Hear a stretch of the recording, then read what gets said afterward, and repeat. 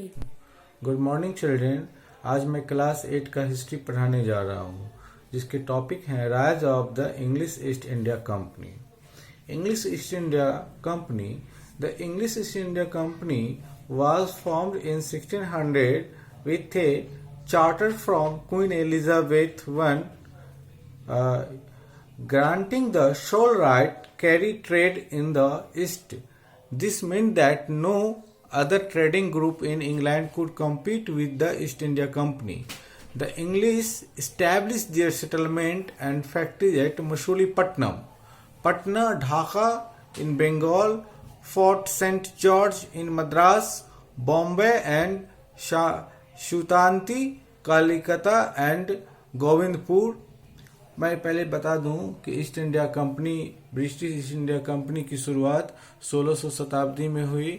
इसकी शुरुआत हुई कि वहाँ की रानी एलिजाबेथ फर्स्ट जो थी, उससे अधिकार प्राप्त कर करके वहाँ के कुछ व्यापारी भारत आए और उनको यहाँ आदेश मिला व्यापार करने के लिए, जैसे कि उसको मसूलीपट्टनम में, पटना में, ढाका में और बॉम्बे में मिला और कलिकता में।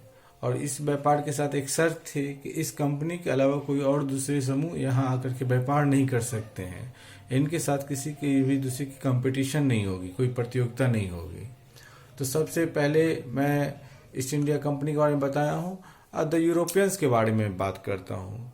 Indian spices, silk, textile, indigo and saltpetre for making gunpowder were very much in demand in Europe during the medieval period.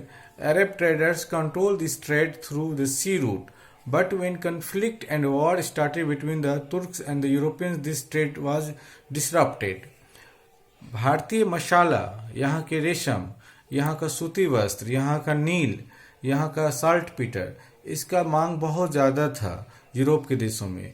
Europe वाले सीधे सीधे भारत आकर के व्यापार नहीं कर सकते थे, उनको ये व्यापार अरब वालों के साथ करना पड़ता था। अरब वाले इस समुद्री मार्ग पर हमेशा के लिए कब्जा चाहते थे।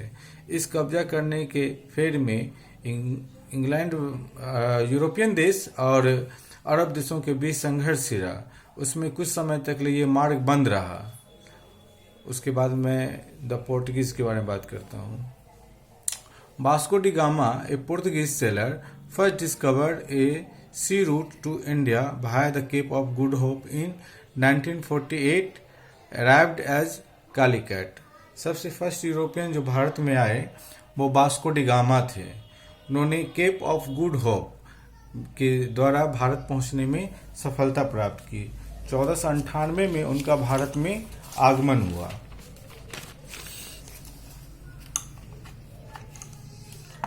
और वो सबसे पहले इंडिया में केरल में पहुंचे। So the Portuguese were the first to establish political power in India along the west coast. तो वो सबसे पहले पुर्तगीज लोग भारत में आए और भारत के पश्चिमी तट पर उन्होंने अपना कब्जा जमाया, यहाँ पे राजनीतिक ताकत बढ़ाया और कुछ समय तक यहाँ उन्होंने शासन भी किया। The Dutch were the next to reach India in 1595.